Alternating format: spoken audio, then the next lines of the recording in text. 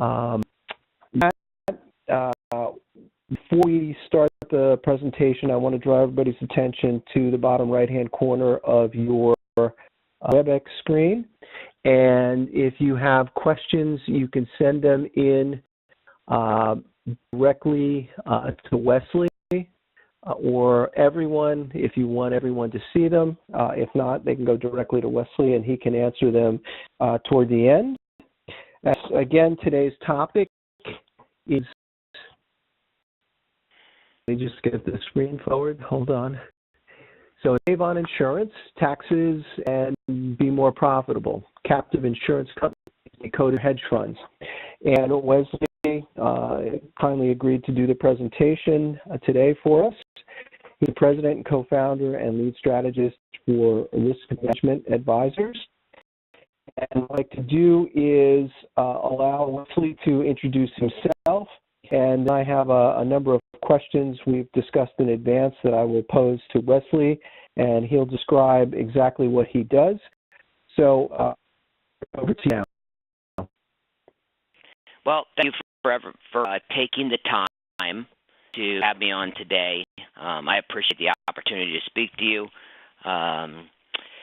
So my name, as you mentioned, is Wes Sirk, and president of Risk Management Advisors. And I used to sell insurance until 2000 and found out about captive insurance companies. I know how familiar everyone is with captive insurance companies, but I came across it. My background was insurance, and I did a lot of qualified plans, non-qualified plans. And I'm across captives, and I'm like, wow, this is what I thought to be the best alternative to deferred comp. And then there, the practice has expanded, so now we actually, we manage 130 captive insurance companies from a low of a couple $100,000 a year to our largest client is across $18 million this year in annual premiums. And they're a staffing company, and they started out with their insurance company was small, and as it got larger and larger and larger, now it's a fully licensed workers carrier. So they're able to write insurance to basically anybody in this Hawaii and make more money on their insurance company than they do on their regular business. So how did you actually become an expert in captives, and can you kind of describe in general terms for the audience what they are? So I'll start with what is a captive insurance company. An insurance company is a licensed insurance company. It's by whatever jurisdiction you go to, and fully regulated insurance entity. But instead of paying money to AIG or Zurich or Liberty, what businesses do is they set up their own insurance company. Pay deductible premiums from their own insurance company, from their own business, over to their own insurance company. And insurance companies are given special tax breaks that other companies don't have. So I'll describe regular business. So if you have regular business, that regular business, they hire people, they get a location, they buy raw materials, they manufacture a widget, they turn around and they sell it out in the marketplace. The money they get in is income, and then they get to deduct in their expenses, and whatever's left over is their net profit. Okay? If they wanted to leave money in their business, the government says that's fine, but you have to pay taxes on it. Just because you left it in your business doesn't mean that you don't have to pay taxes. Well, insurance companies are under different taxation because insurance companies take in their income is premium dollars, and they take those premium dollars as income. But the difference is a claim come down the road this year, next year, 50 years from now, to deduct from their income anything that the actuaries say they need to keep in reserves. So they could get in, $1 billion, regular big insurance companies, take in billions of dollars. The actuaries say, well, we need all that money for reserves for it could come down the road. So they deduct that from their income, plus the expenses or claims or anything else they have. So that's why insurance companies are able to kick the can of taxation down the road year after year. There's a great book that I read that came out in 1980 called The Invisible Bankers, and by Andrew Tobias. And it basically talks about that, how the tax system is rigged to insurance companies to accumulate. So that's regular insurance companies, whether it's AIG or Zurich or your own insurance company. There's a subset of small insurance companies. They're called 831B insurance companies. So those insurance companies, you take the election to be taxed as an 831B. Happen. Premium is limited to $2.3 million in a year, but you only pay tax on your investment earnings. So your underwriting profit is never taxed. So if you're an 831B insurance company, you can put away $2.3 million a year every single year, and let's say you put that in a savings account that didn't really grow at all, their insurance company would pay no taxes. So that's become very powerful for a lot of businesses, because many of our clients, they pay hundreds of thousands of dollars a year to insurance companies, and they have very little claims. Look at a captive as a way for them to pay, instead of paying the traditional market, they can pay themselves, grow money inside their captive insurance company, and pay no tax on the investment earnings, or pay no taxes on the profit. They pay tax on their investment earnings. So when I came across this, as I mentioned earlier, I was doing a lot of deferred comp. And at deferred comp, if you think of a business, deferred comp is not deductible to the business. It's an inherited asset of the business. And when shareholders or the employees take their money, they pay ordinary income taxes on it. Where with a captive, they get to deduct the premium up front if they paid it to their own insurance company from the creditors of the business, because you have an insurance commissioner that oversees those dollars. And then when the executives leave, they cash out for long-term capital gains because they're selling their shares back. So, to me, that's where I mentioned it was a better alternative to deferred comp. But since we've branched out and we do a lot of health insurance, workers' comp, general liability, professional liability for the right industries, so it's a very powerful business tool. And if I could, are the types of policies, are there different types of policies that are or are not allowed to be placed within the captives? Yeah, great question. You can do health insurance, general liability. We have people who have $1 billion in property. We do property insurance.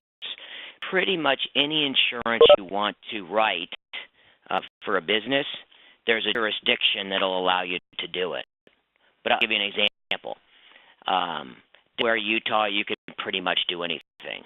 In Arizona, which is another jurisdiction, they will not allow you to do property insurance in Arizona because of the way their laws are set up. But yeah, it comes down to you can, whatever you want to cover in your business, you can find a jurisdiction somewhere that will allow you to do it. So to then apply to that jurisdiction even if you're not in it? So California does not have captive insurance laws on the books. So what our California clients do is we set these up in variable dollars. So a California client may set it up in Delaware, they may set it up in Utah or Hawaii, and using what's called self-procurement laws, allows them to purchase insurance from their own insurance company. Basically, buy insurance from any insurance company that exists in the world. The distinction is that insurance company cannot come in and solicit it to you, sell it to you unless they're licensed in that state. So that you're doing is you're basically using self-procurement laws to say, we're from this insurance company. They didn't come out and sell it to us. We actually found them and bought it from them. And it's because Right. it's a related entity. Similar to the non-solicitation within the securities industry based on certain regulatory requirements. So let me ask you a question here then. Why wouldn't a company typically use a captive? Well, they would not use a captive if their premium volume was below a certain amount or the money they wanted to put in their insurance company was below a certain amount. Because you have regulatory filings, you need audited financial statements for the captive insurance company. You have to pay a captive manager. That's what we do to manage the money. I manage the captive insurance company.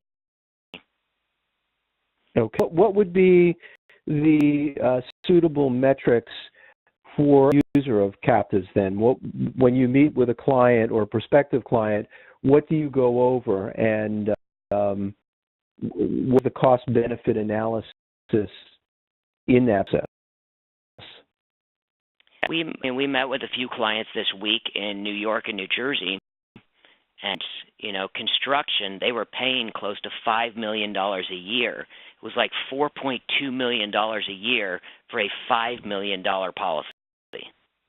New York is absolutely crazy when the premium pricing for contractors. So we're doing a lot of that. If your premium is close to approaching your limits, you definitely be considering some other alternative to it. I mean, everyone on the call, I assume, is a numbers person, so they understand the way it works. So our clients are paying $4.2 million for $5 million of coverage. They buy the policy this year to cover the work that they're going to do, the projects they're going to do. It may take them 2 years to actually finish that project. So that's 21. And you forward, there's 10-year statute of limitations on construction defect. Now, a lawsuit gets filed in the 9th year, which you're 11 years since you bought the policy. And it middle in the 13th year, which is really the 15th year. So they're paying an insurance company $4.2 million a year today. For the insurance company, at most will pay $5 million out 10 years from now. Some of your rule of 72 is if you can invest your own money over that period of time, you get all of that investment growth. So at that point too, you could grow it to what, $6, $7, $8 million when you know maximum payout of $5. So there is a payout of $5.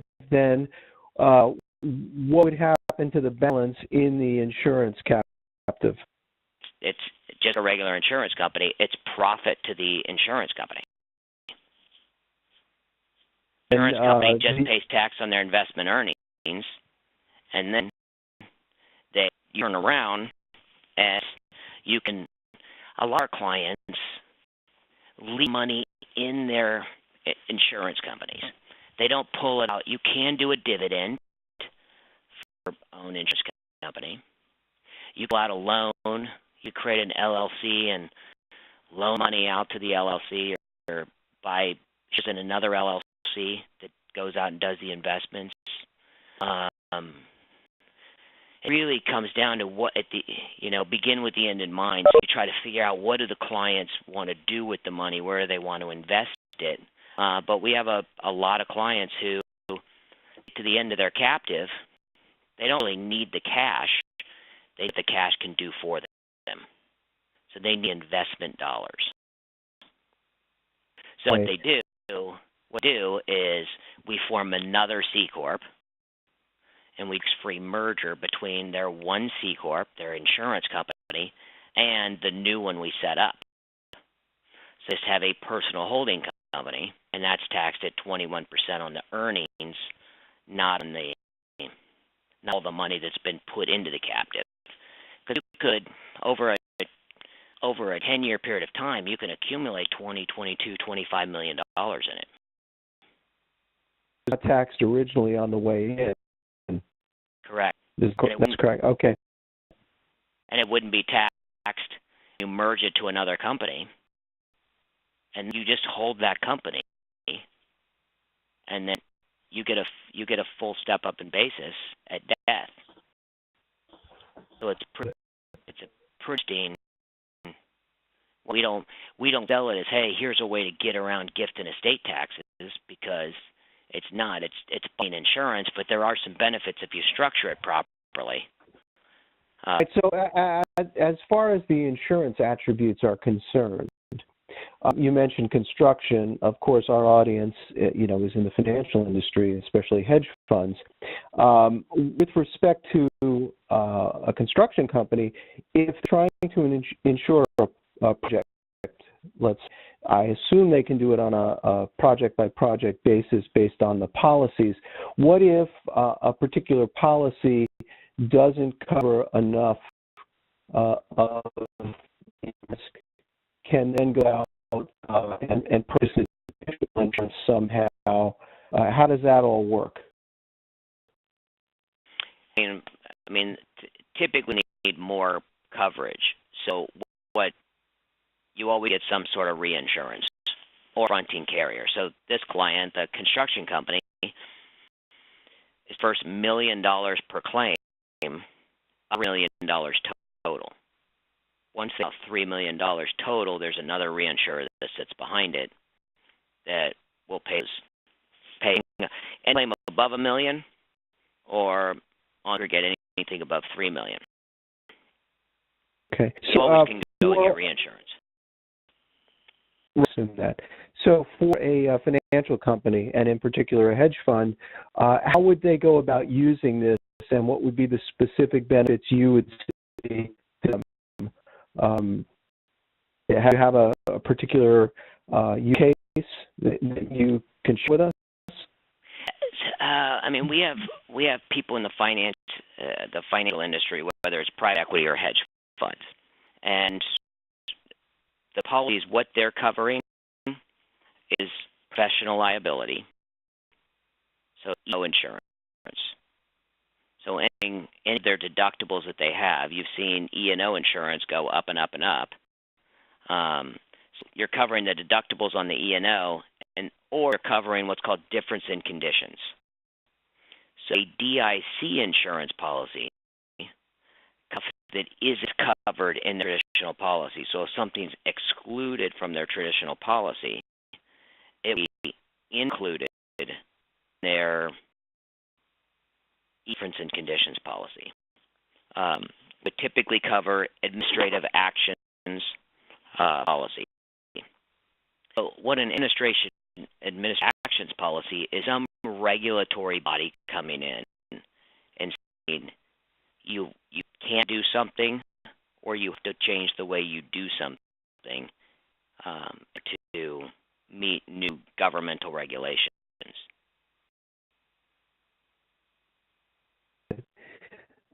And what in being a captive, what are the downside risks that a company would face by doing it, as opposed to just purchasing insurance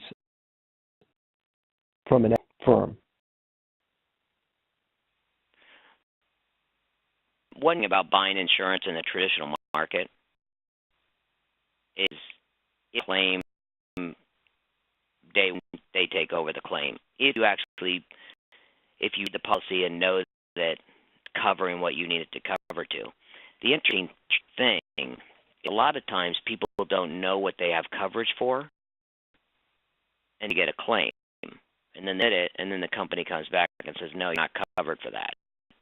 Because the old days, there used to be an insurance policy was 10 pages, 100 pages, and 80 of those are what's excluded from the policy. As an example, a lot of people have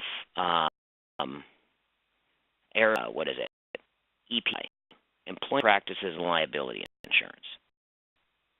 But when you read through the policy, there's tons of stuff that's excluded. So in New York, you get a wage and hour complaint against you. 99 times out of 1,000, wage and hour is excluded from your policy. There's a lot of policies out there with language that say it does not cover or illegal acts.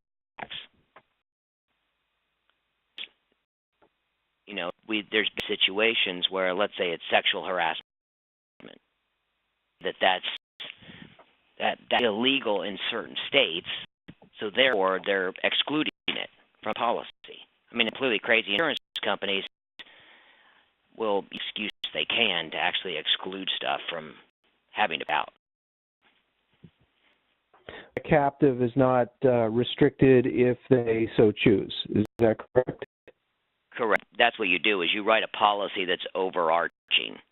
It's kind of an umbrella policy. So if you have EPI insurance and it's pretty inexpensive, we tell clients to just keep that in force, or we'll find good EPLI insurance for a certain price for them, and then we layer the captive on top of it to actually penny deductibles or like difference edition, anything that's excluded from their traditional policy. So I have a couple more questions. I would remind the audience, if you do have questions, you can type them in on your WebEx and either to everyone or to Wes directly. My question is this: relative to the providers like you in the market, what makes risk management advisors unique? I mean, there are captures in the marketplace, but I find they fall into one of two categories: large insurance companies or large brokers. So you have the Marshes, the Willis, the Aons of the world, who are very good at insurance, and that's really their specialty. But when it comes to tax and structure it for asset protection or income taxes or as taxes, getting some of it to the next generation, that's something where they're like, hey, we're insurance people, we don't know. Or you have people that are tax people who that's all they do, really don't understand insurance. So they run policies in the captive, but they're very good tax people. Find that there's too many people that combine the insurance knowledge, which I would say are experts at, and the tax side and estate planning.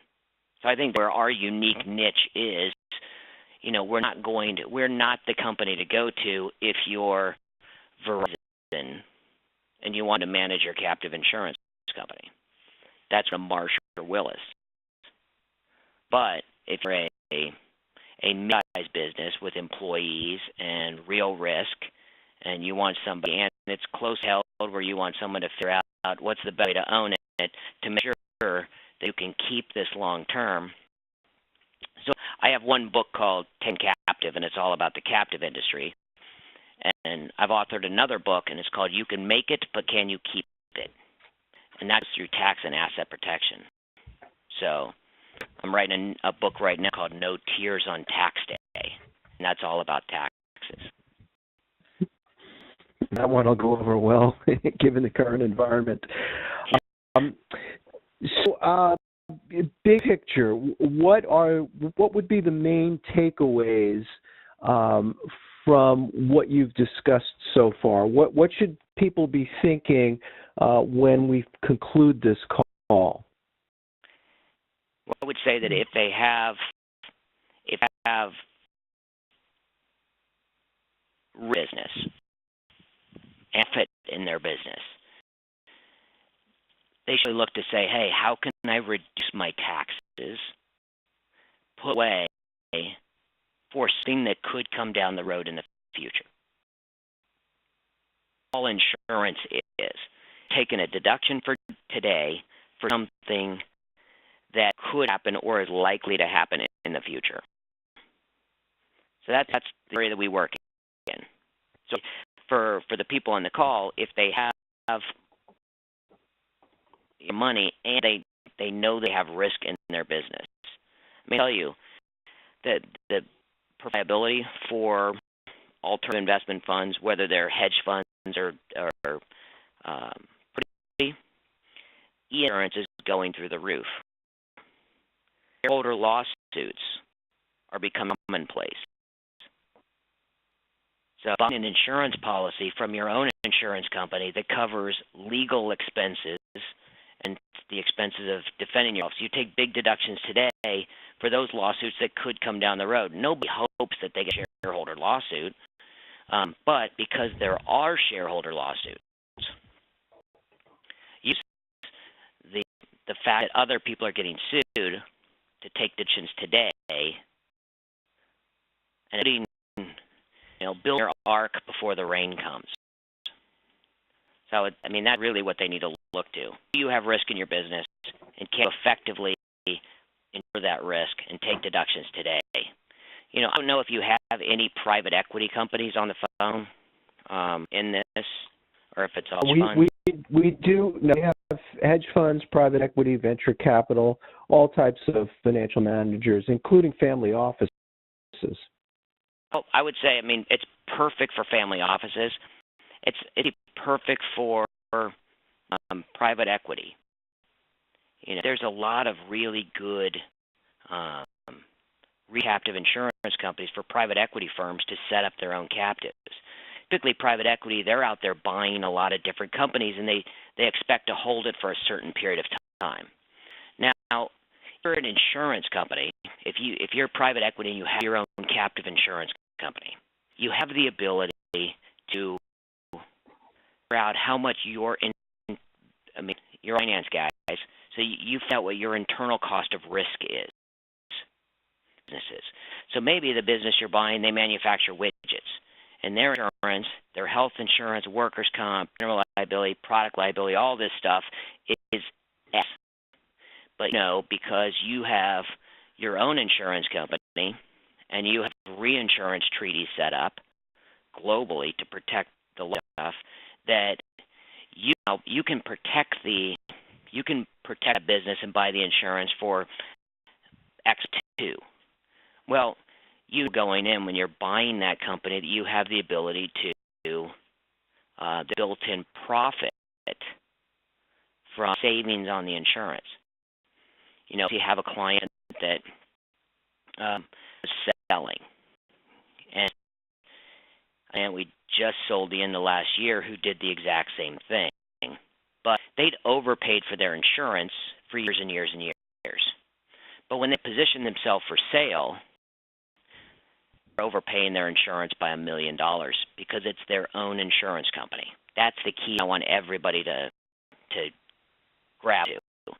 Everyone hates paying insurance and let their own insurance company. And then the goal becomes not what's the least amount I can pay for the most amount of my insurance. It becomes what's the most I can pay for the least amount of insurance. Because the benefit of the insurance company. So what we did is the 3 years before sale, we dialing back their insurance to what their normal insurance should be. And they raised their EBITDA by $1 million, and so they paid $400 in taxes each year for 3 years. So they paid an extra $1.2 million, but they got 8 times EBITDA when they sold. So they got $800,000 or $8 million extra in the sale of their business. Because private equity and family offices, to me, that would be one really interesting thing to do, is to create your own insurance company and then look at how do you insure all businesses that you own. Because what happens typically, and I don't know if you see this, but we see this a ton, is they have business and all the insurance stays where it is. They look at it as, okay, we have all these businesses, how to consolidate all the insurances. We have an office that has $300 million in commercial property, and liens are insured by One guy was in a Rotary in Florida with him. They got State Farm guy in Southern Texas. I mean, it's all these different companies, each had their own insurance. Nothing was consolidated. It's easy. That does make a lot of sense. At this point, do you have any questions coming through to you directly? I don't see any group questions here yet. Hopefully we've asked the main questions adequately. Do you see on your screen, Wes? I haven't got anything from anybody. Yeah. So, Matt, you had sent over some information to us prior to the call, and what I would like to tell everyone on the call is we'll post information on our website along with the audio recording that we have here.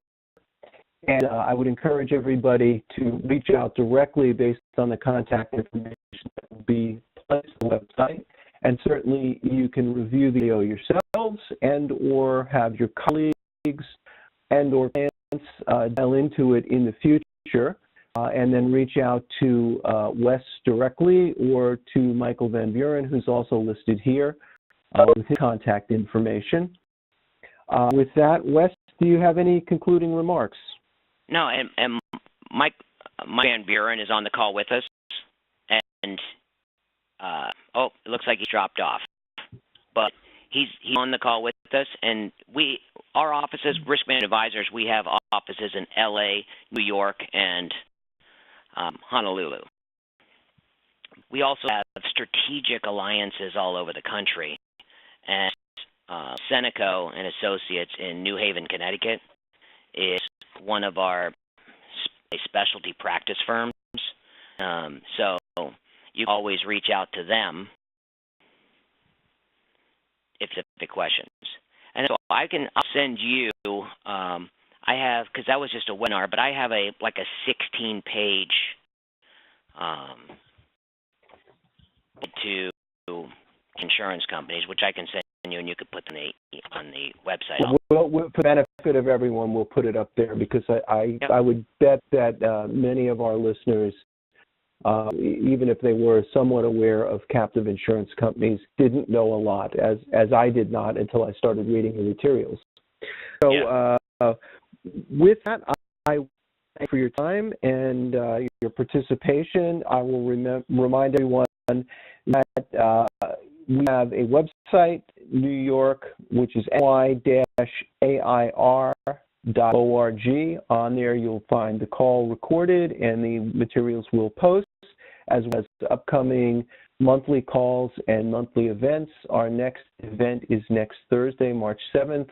We are hosting it at Grant Thornton. We have a fantastic panel of professional women, and it's in honor of International Women's Day. So I would encourage everybody in the area, if you're available, to please join us. And with that, again, I thank you, Wesley, and would wish everyone a great week. We'll conclude the WebEx. Take care. Thank you. Bye. Okay, bye-bye.